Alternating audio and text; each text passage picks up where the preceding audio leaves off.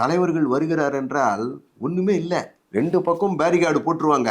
தலைவருங்க வந்து மீட்டிங் வந்து ஏறுவாங்க, அலுங்காம நலுங்காம போவாங்க. ஆனா நமது தலைவர் அந்த மக்கள் வெள்ளத்தில் ஊர்ந்து ஊர்ந்து ஊர்ந்து வந்து மக்களே அவரை அழைத்து வந்து மேடை ஏற்றினார்கள். அந்த காலத்துல ஆங்கில பத்திரிகைகள் செய்தி என்ன போட்டிருக்காங்க அப்படின்னு சொன்னா, sea of humanity, flood of people அப்படின்னு வந்துட்டு வர்ணிக்கிறார்கள். இப்படிப்பட்ட மக்கள் வெள்ளத்தை பொன்மனச் செம்மல் புரட்சி தலைவர் எந்த மாதிரியான ஒரு காந்த சக்தியை பெற்றிருந்தார், வசீகர சக்தியை பெற்றிருந்தால், மதுரையை நோக்கி வருகிறார் என்கின்ற ஒரே செய்திதான் மக்கள் வெள்ளம் எப்படி கரை புரண்டு மதுரைக்கு வந்து விட்டது பார்த்தீர்களா?